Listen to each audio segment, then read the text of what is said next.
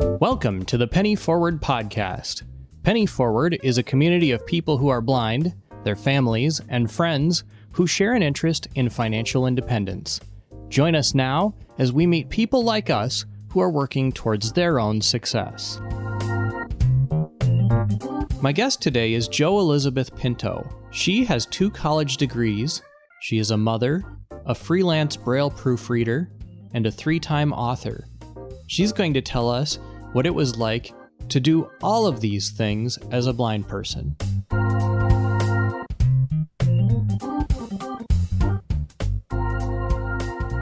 Jo, thanks for being here. Thanks for having me on your show. So you're a pretty smart lady. You've got a couple of college degrees, and I know you're a mother and an author and a freelancer. Let's start out with college. Tell me about what college was like and getting your degrees and what you did after that. Well, I had 2 very different college experiences. And part of that was that the first time I went, I was right out of high school. And the second time I went, I was a non-traditional student in my 30s. And the other big difference was that computers hit the world and took the world by storm between the time that I went to college. So the first time, computers were not a thing. And the second time, they were. So the first time I went, I had to hire readers, go to the library, teach them how to use the card catalog, use cassette tapes, typewriters, Braille writers, note cards, the whole thing. And the second time, I did none of that. I just looked up what I needed on the internet, copied and pasted, typed up a draft, edited it, printed it out, turned in a paper. So the second trip through college was a walk in the park compared to the first one. Between the fact that I was 30 years old, 32 years old, whatever I was, and knew how to manage my time, and the fact that I didn't have to go through all that rigmarole with readers and the library and all that. It was a way different experience. Was college a good experience for you either time? I learned a lot. I grew up the first time. I learned a lot of social skills and moving away from home and meeting people and that kind of thing. I wouldn't trade it. I learned a lot of practical skills. I met a lot of great people. The second time I had a job in college in a computer lab teaching disabled people how to use adaptive technology. I gained a lot of work experience, but I did not find employment after college either time in the fields I studied for. So as a tool to gain employment, no. But as a life skill, yes. What were the fields that you studied for, and what were you hoping to be? Well, the first time I studied social work, and the second time I studied nonprofit management. I wanted to be a grant writer. The first time was 1990, and 1992 I graduated. The ADA had just passed, and discrimination was brutal and overt, and it was not going to happen. I was told by one place, honey, we don't hire people with disabilities, we serve them. And the second time was in 2004 that I graduated, and discrimination had gone underground, but it was still there nonetheless. And I wanted to be a grant writer. And a lot of places, once they saw that I was disabled, wanted me to write grants and take the money out of the grants if they were successful, kind of like a commission, which is unethical in the field of grant writing. You're supposed to get paid up front, usually by the hour, but they seemed to think that since I drew disability, or they assumed I drew disability, that I would just write grants because I was kind-hearted or noble or something, and that theirs was a good cause. So I couldn't make a living that way. Mm-hmm. And so I decided to get my certification as a Braille proofreader and start freelancing from home. And I've been doing that since 2005. And I have written a few grants because I wanted to, but not as a profession the way I had envisioned myself doing. Are you disappointed in the way things turned out, or are you happy with the way things are now? I'm content. It's worked out. I had a daughter, which I had not expected to do, and I could freelance and stay at home with her. And I've written some books, and I have a good life. It's been a little more difficult financially than I had hoped, but there's no point in being bitter about things. Tell me about freelancing. What is it like to do that, and how do you find work? At the end of the course for proofreading, there was a list of different places that produced Braille, and it was very out of date. But I wrote to every single place on that list, from the biggest Braille production houses in the country to little volunteer groups in church basements, most of which did not exist anymore. But I spent hours and probably a couple $100 in postage and wrote to everywhere in the country. And most of those letters came back returned to sender, but I got probably a half a dozen, maybe 10 clients out of that list that were interested. And I started proofreading for those people, and then word of mouth after that spread, and I've had work ever since. So it's a matter of self-starting and self-discipline, getting your work done on time, and being as good as your word. It's a matter of not letting other things distract you, because believe me, there's always something you could be doing instead of meeting your deadlines. It's a matter of keeping good records, because if you end up with an audit, which I did because of Social Security, everything turned out fine, but sometimes they can stick their nose in the middle of things, and you better have your I's dotted and your T's crossed, because they wanted all the records back to the day that I got disability and had been working. And that was from 2011 to 2006, 300 pages of paperwork. So it's a matter of keeping good records and having everything straight. There's a lot involved. You can't just decide to start reading Braille one day and tell people you're going to proofread. You have to know what you're all about. Does it get easier as time goes on? Yes, if you follow what you're doing and stay keeping good records and stay disciplined to keep doing it every day. But it's repetitive, so you have to kind of keep at the grind.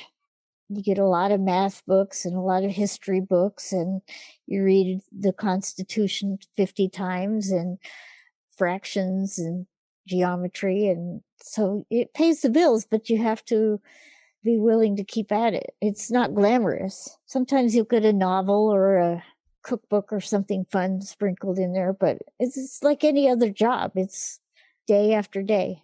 So I'm curious, what is the most interesting thing that you've had to proofread? Interesting. Well, I've read some kids' books, like young adult books. I read The Body by Stephen King. I read a lab manual about dissecting cats. That was interesting. I read Night by Elie Wiesel about the Holocaust. That was interesting. Depends on how you define interesting, I guess.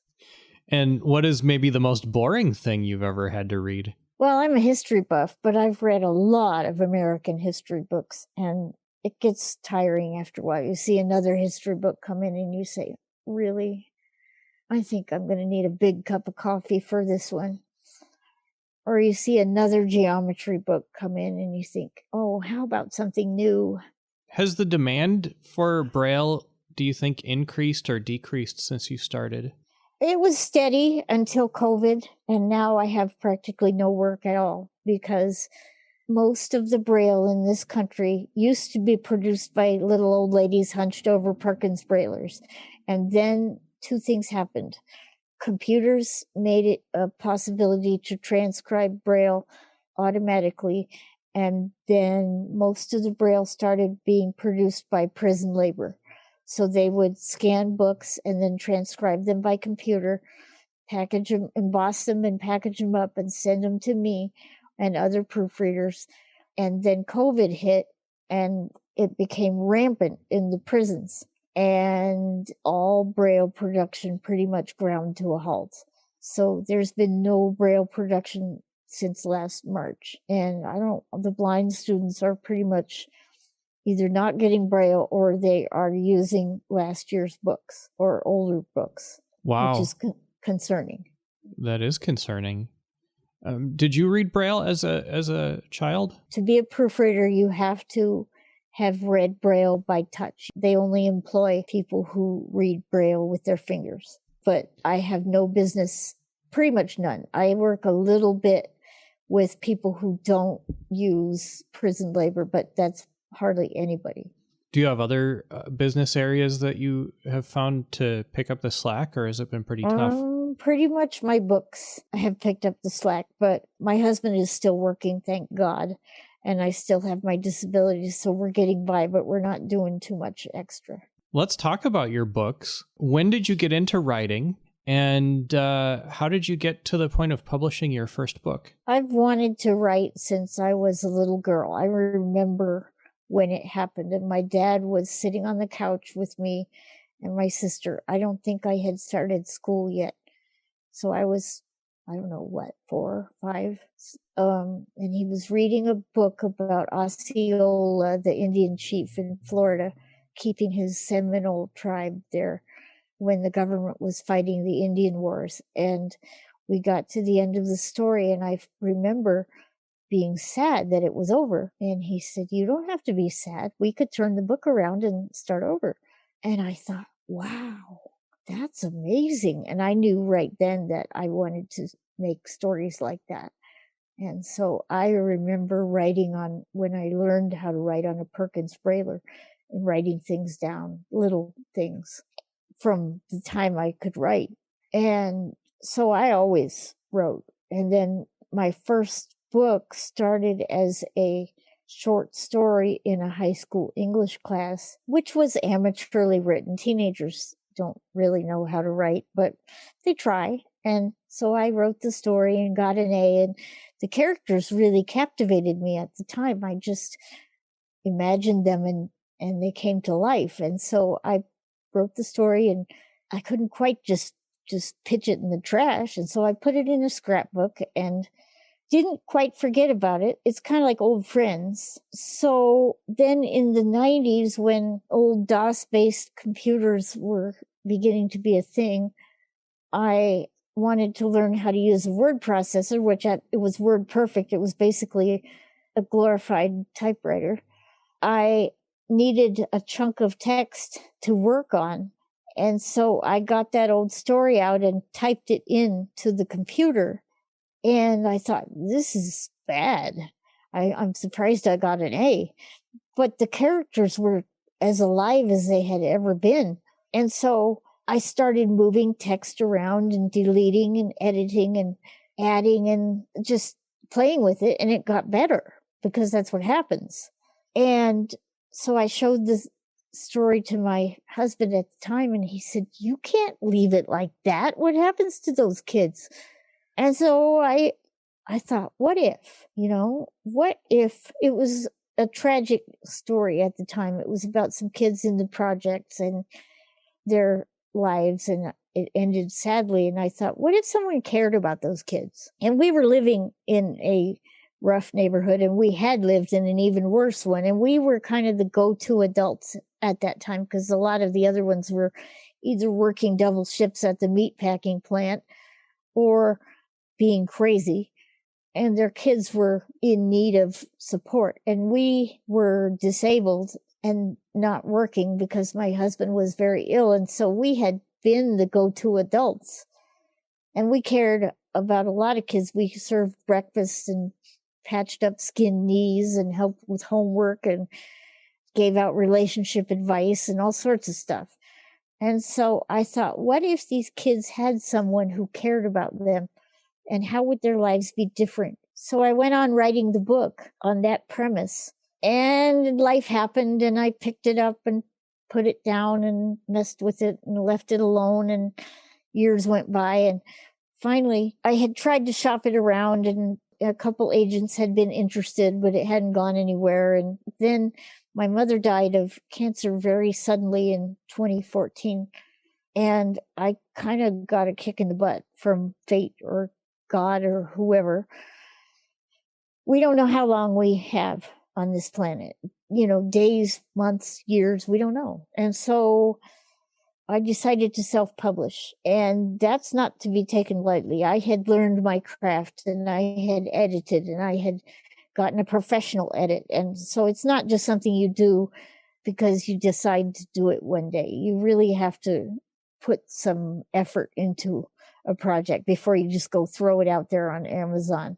And so I got a friend who knew how to make a book, and we got together and put it on Amazon. And then the whole world opened up because it was marketing time, and that's another story. But in 2015, I put my novel out onto Amazon, The Bright Side of Darkness, and it's done pretty well. Tell me about what it took to get that to take off and start selling once you publish, because I imagine a lot of people put stuff out there on Amazon and it goes nowhere. Well, if you just put a book on Amazon and leave it there, it's not going to do anything, because there are gazillions of books on Amazon. I think it's like 1 million books a year or something. Don't quote me on that because I don't remember, but a lot of them. And if you just let it sit there, it will sit there. But you have to market. I built a Facebook page with a friend of mine who knew how to do that, and got an author website eventually, and got a Goodreads site.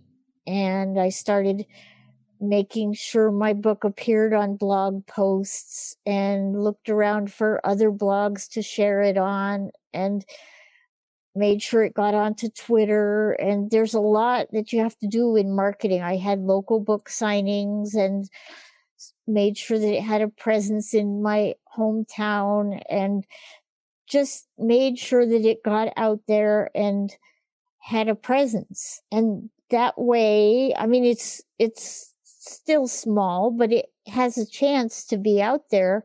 And 5 years out, it's holding its own. It took a learning curve. It's not the most fun part of the writing business. I mean, I'd like to hole up and just write and not worry about it, but it's part of the job. We'll continue our interview in a moment, but first...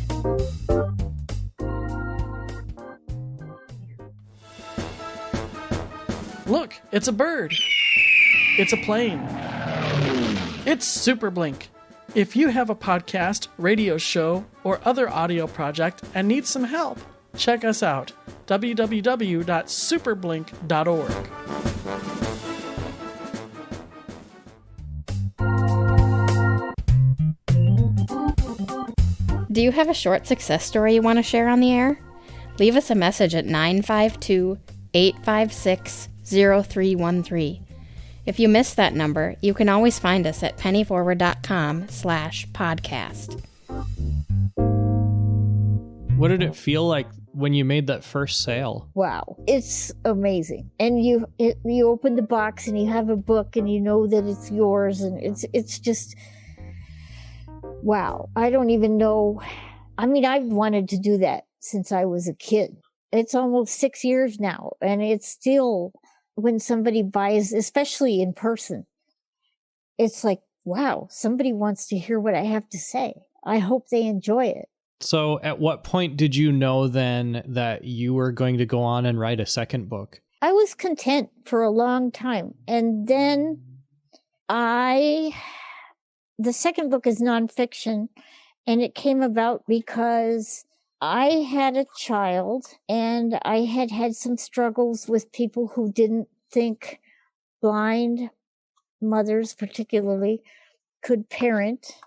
And then one too many times I heard about blind mothers who got their babies taken away from them, particularly at the hospital, but sometimes later, because people didn't think they were safe. And I had contributed to those, how we change diapers and how we dispense medicine and all that kind of pamphlets and stuff. And they weren't cutting it. They weren't going far enough. And so I thought, what if I write a book that's more humorous and lighthearted but it shows that we all have the same kind of parenting adventures as sighted parents. And it makes people laugh, but it educates them at the same time. It shows them that blindness may change a few logistics, but it really doesn't change the essence of what it means to be a family. And so I wrote a book called Daddy Won't Let Mom Drive the Car, True Tales of Parenting in the Dark. And the point of that book was that it was supposed to be for teachers and legislators and nurses and social workers and doctors and those kind of people. And so far, I have not achieved as much of that goal as I had hoped. It's been well received by parents and grandparents and that kind of crowd as a humorous read and a fun gift type book and that. But I would like to see it get more into the hands of the crowd that could change blind equality in the field of parenting. There are still 43 states that do not have right to parent laws for the disabled, which is that your child cannot be taken away on the grounds of disability in a custody dispute or at birth or whatever. So I still have high hopes for that book. Was getting that out the door an easier process than the bright side? Because I knew how to do it. It was easier because I had a lot of the material written, because I had written it for Facebook posts and different things about my daughter, and all I had to do was gather up the material that was already done. So it only took a matter of months instead of years, and I just had to gather up the material and get it into the format and then publish it, and I knew how to do it. I just hope, for everyone who buys it and enjoys it as a fun read, I wish that they would also buy one for a teacher or a nurse or someone they know who could use it powerfully to change people's minds. Did having two books out there instead of one help sales of both of them? Did they feed off of each other? Well, sometimes, because the people who had enjoyed my first one got my second one, and then sometimes they recommended my first one to other people who asked about it. So sometimes that did help, but they were quite different books from each other. So sometimes, but I published the first one under J.E. Pinto, and the second one, since it was such a different kind of book, I used my full name, Jo Elizabeth Pinto. So sometimes, and the first time I had this silly idea that I was going to be J.E. Pinto, kind of an anonymous person, and I wasn't going to let my blindness, I was going to be all online and not kind of a recluse and not be too out there, because I had a hard time at not my first book signing, but my second one, where people just wanted to focus on me being blind and they wanted to ask questions about that. And I didn't get to be an author. I was just the blind person. And so I got frustrated by that. And I didn't want to be out there as a blind person. And I had to get over that, because after that, it was okay. I didn't have that experience again. But for a while, I wasn't going to go out in public anymore.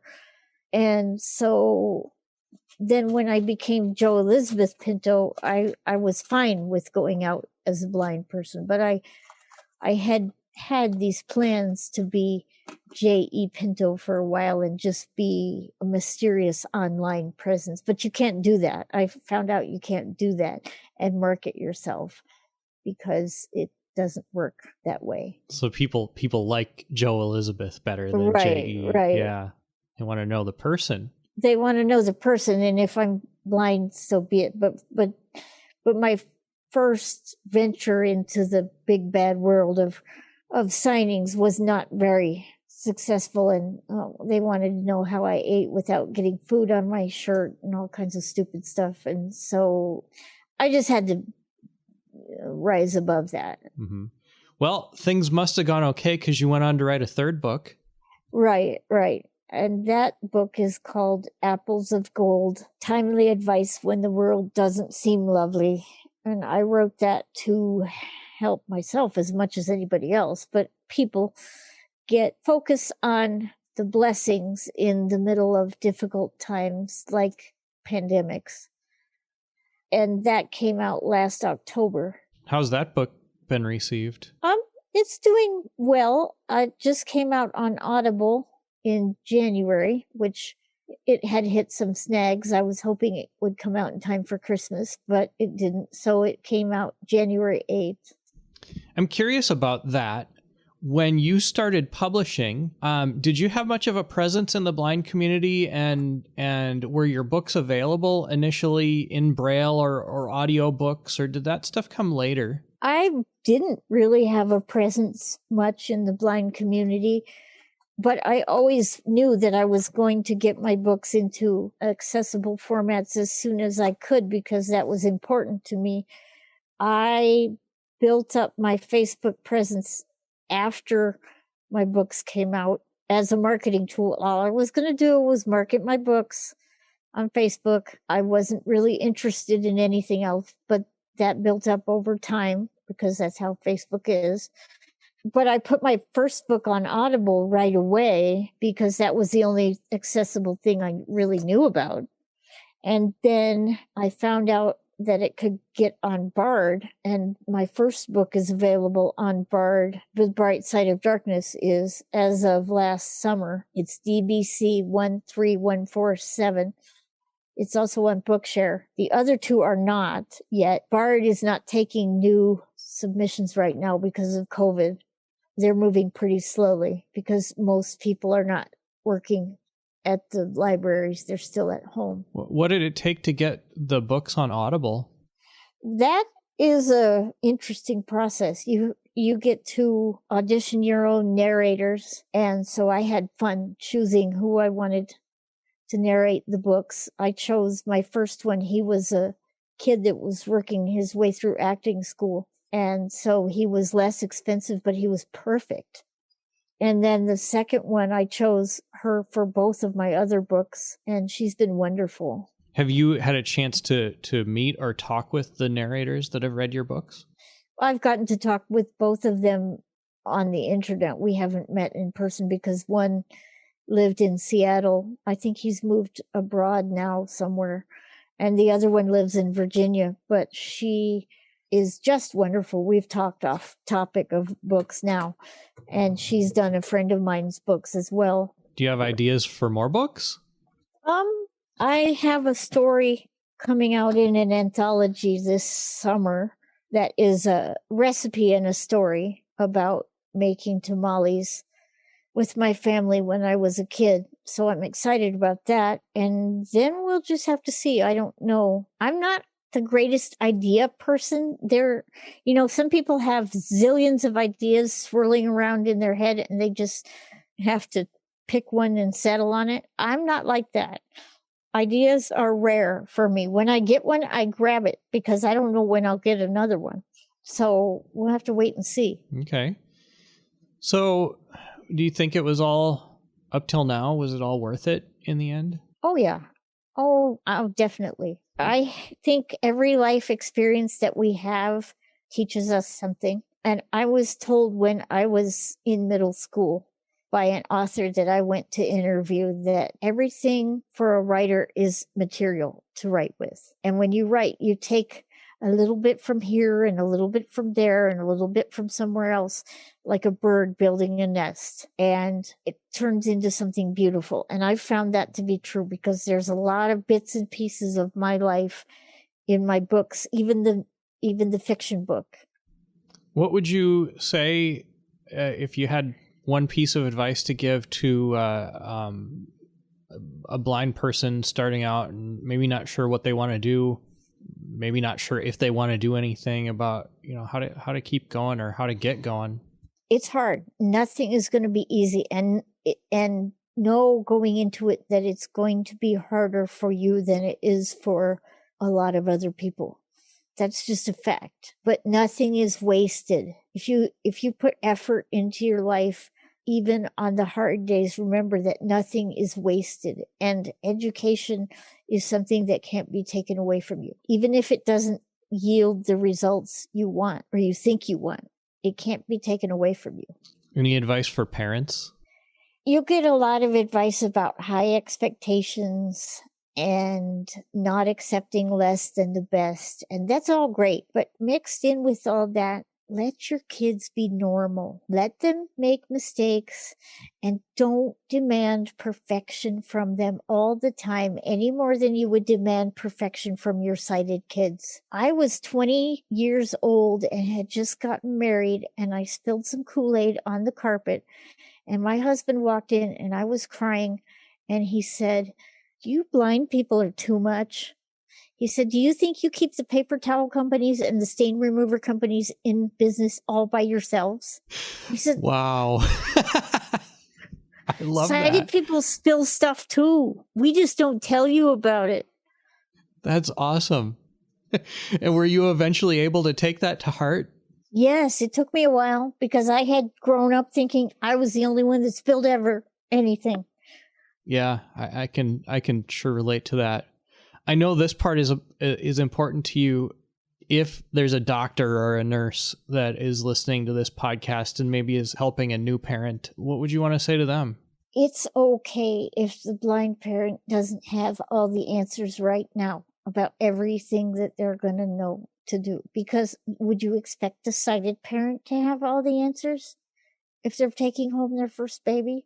No, you wouldn't. So it's okay if a blind parent doesn't know, because there are resources where that blind parent can find out. There are a lot of us who have done this before. So cut them some slack. Maybe tell them there are places they can go. The NFB, the ACB, tell them to go to the internet the same as you would tell a sighted parent. But don't just jump to the conclusion that a blind person can't be a parent. It's 2020, for God's sake. Sure is. Last I checked, it's even 2021. Well, yeah, I guess now it's 2021. Where can people learn about you and your books? Go to www.brightsideauthor.com or Facebook author J.E. Pinto. Excellent. Well, thank you so much. We're out of time, but this has been a very enjoyable talk. I really appreciate it. I love reading your posts on Facebook. I love reading your books, and I hope that people will pick them up in, print or audio or whatever works for them. Or Kindle. Or Kindle, yeah. Mm-hmm. So thank you again. Well, and thank you for having me. Are you afraid to use a credit card because you might make a terrible mistake? When you're in an unfamiliar financial environment and need a hand understanding the lay of the land, Penny Forward is here to help. We provide affordable one-on-one and group financial education programs that give you the confidence to get out there and achieve your goals. Visit pennyforward.com to learn more about who we are and what we do. I hope you have enjoyed this week's episode and will tune in again next time. But before you go, during tax season, people often ask, what is the most accessible way to do your taxes? The most accessible way, if you can afford it, is to hand all the paperwork to someone else and have them do it for you. If you're a more hands-on type of person, or you just don't feel like you can afford to pay someone to do the paperwork for you, then there are a number of online services available to you. You can try before you buy in pretty much all cases. They don't charge you any fees until you actually hit the button to file your tax return. I use TurboTax, and that's worked well for me, but I've heard good things about other online services as well. So my advice to you is to try one out. If you hit a roadblock, try another one. You have nothing to lose because they won't charge you until you're done. We hope you've enjoyed this week's episode of the Penny Forward podcast. Penny Forward is a community of people who are blind, their families and friends who share an interest in financial independence. Visit pennyforward.com to learn more about who we are and what we do. Until next time, from all of us in the Penny Forward community, thanks for listening.